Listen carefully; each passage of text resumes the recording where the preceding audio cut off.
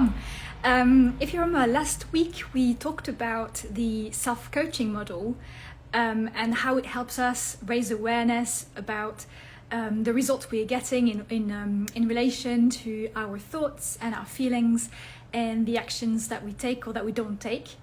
And we slightly touched on the idea that in order to change the results that we are having in our life or in our business, we need to change our thoughts. So today this is basically part 2 of this 2-part video, where I'm going to be talking about two methods that we can use in order to change our thoughts and as a result change our outcomes.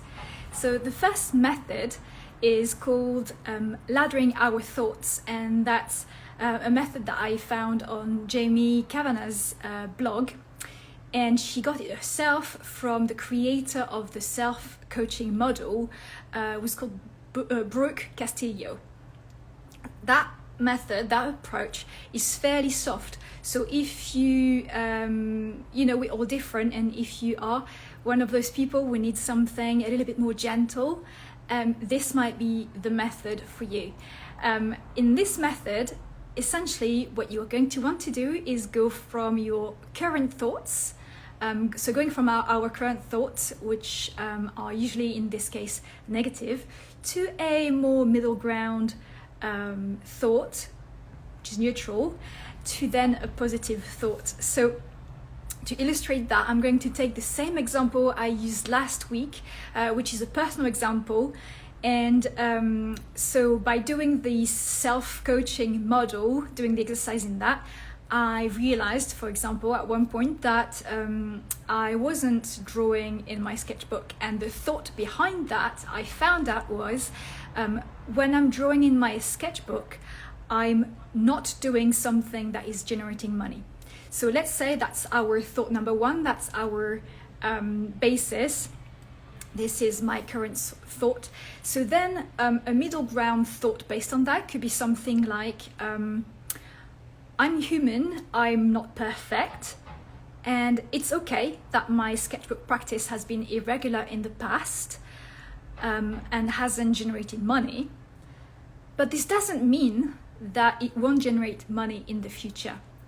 So you saw what happened there. I acknowledged my imperfection, I acknowledged the fact that I'm human, and I acknowledged with that judgment. I even said it was okay, and I basically talked about my past experience, the fact that it maybe hasn't, it's been my sketchbook practice has been irregular and that it hasn't generated money, and I've contrasted that with a potential future state, which is it doesn't mean that it can't be the case in the future, essentially. So making a clear difference between the fact that my future or my past doesn't dictate my future.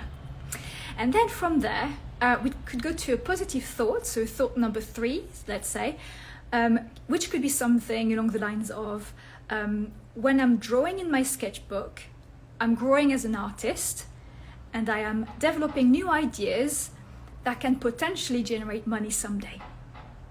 So this is the thought laddering method, and this is essentially going from a negative thought to a more positive thought by creating steps in between. So that's method number 1. The second method I want to talk about today, I've learned from Tony Robbins through a course that I'm currently doing, and he got it himself from Byron Katie's book called The Work. I haven't read the book, but apparently it's really good. But so in Byron Katie's book called The Work, there's that method that is, and if you know Tony Robbins, he is a kind of like no BS kind of guy. And so that method is going to be more direct. So if you're more of a, so the first method, as I was saying, first method is maybe if you need something a bit softer, a bit more gentle. Second method is probably for you if you're more of a, I need a kick in the butt kind of person, no BS, no excuses. All right, so that method comes with 5 steps. So the first one came with 3 main steps. The second method, the belief busting method, as it's called, comes with 5 steps. And those 5 steps are like, so step 1 is about breaking the pattern. So what we're going to do here is instill doubt in our head. So now I know what you're thinking, like, but isn't doubt a bad thing? Well, usually it is. Usually when we are having positive thoughts, doubt is what stops us from taking action. It's what prevents us from going to the next level, from reaching our potential, those kinds of things. But when we're having negative thoughts, like instilling doubt in that is basically creating a double negative that brings us back to a more neutral place. So the questions that we want to ask ourselves in order to break the pattern are, is this true?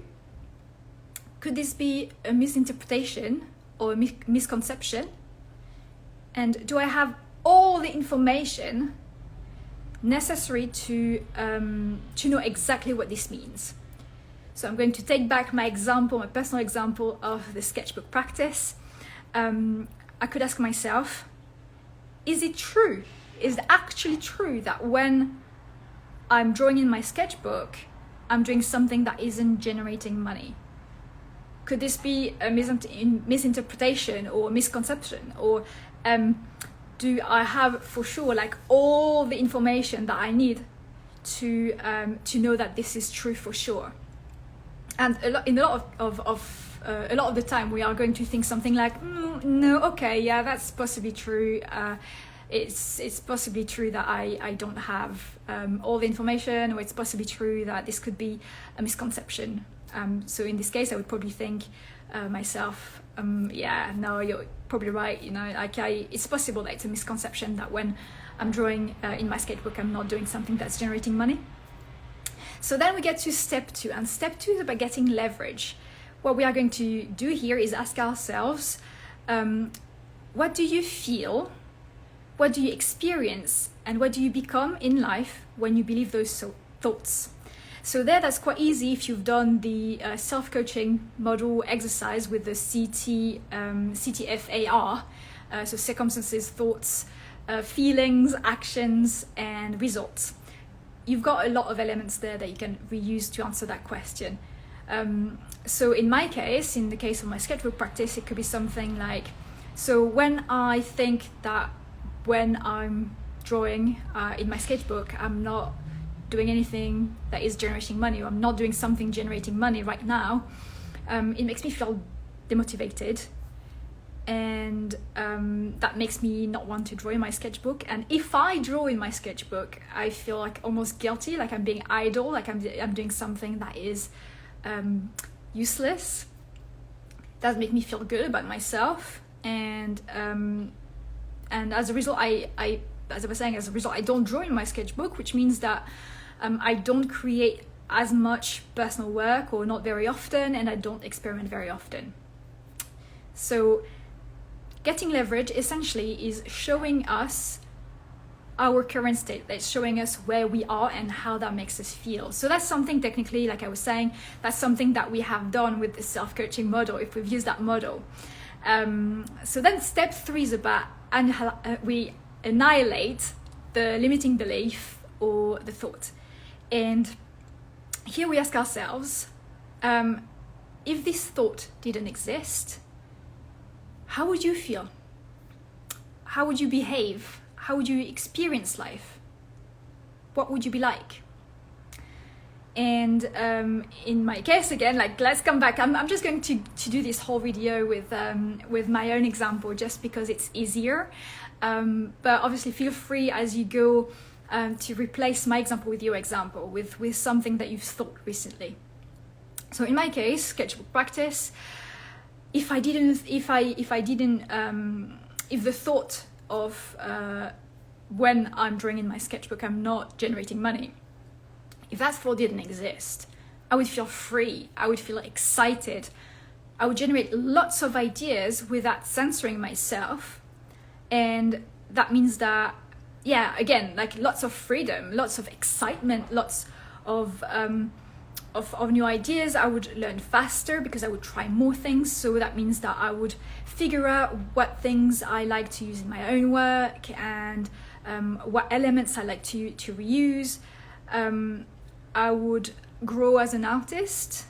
I would have more personal work that I could then put into like uploading my portfolio, and that would potentially attract clients, the right type of client, the right types, the types of projects that I'm feeling very passionate about.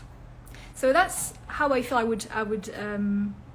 would feel if that thought didn't exist.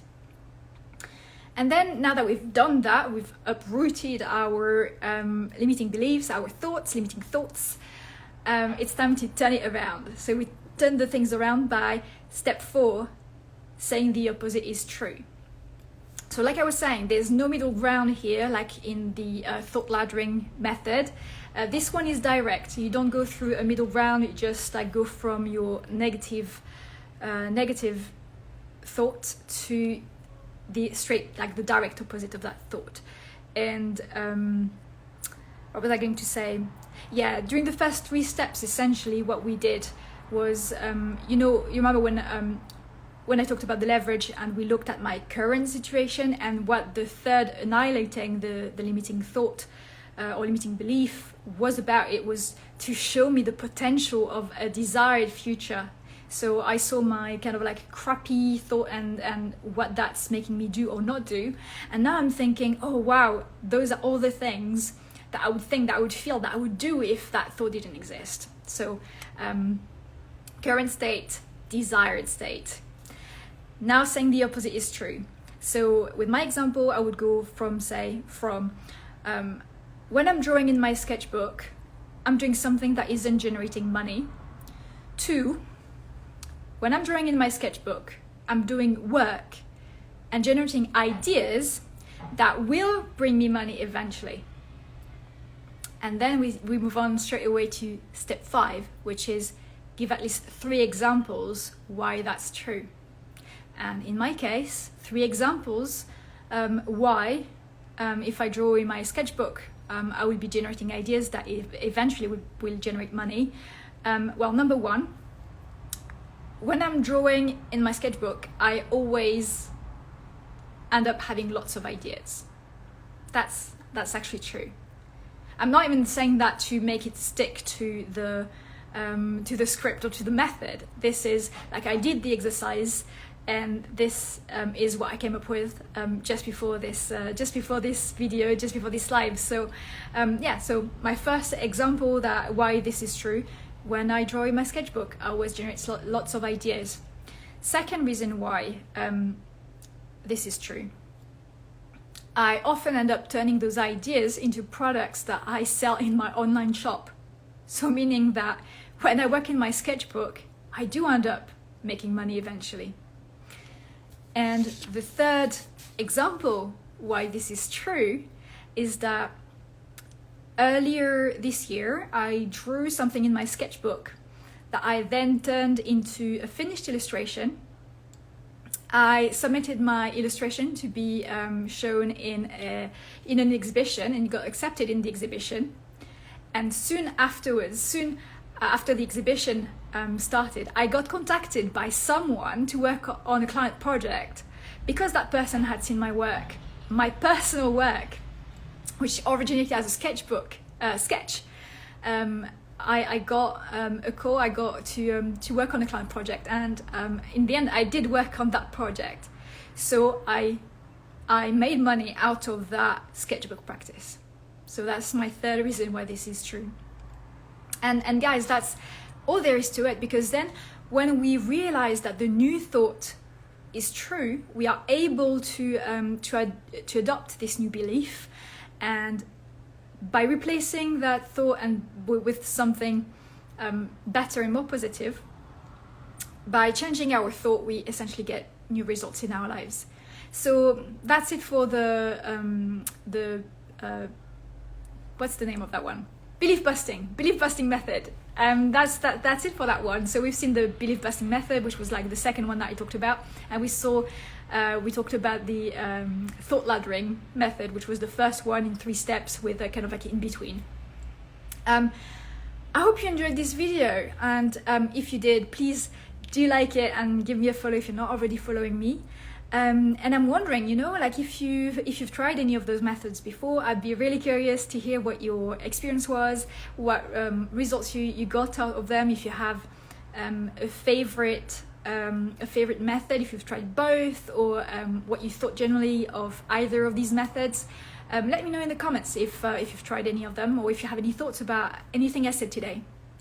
Then if you want to take this to the next level, or you want to discuss your goals, or you're struggling with the thought thing, you can now book a mentoring session with me. The link is in the description and in my bio as well. And I'd be happy to discuss any of this with you specifically for your needs, your example, your life, or your business. This is it for today. Next Monday is the last Monday of June. So we're doing a live Q&A. So if you have any questions as well, do send me a DM or reply to this video. I will also put like a question box in my stories so that you can let me know what you like me to answer. So I'll be back Monday next week for that live Q&A, as I was saying, 5:30 p.m. British time. In the meantime, I wish you a very good afternoon or evening or night or even morning, depending on where you are in the world, and take care. Bye bye.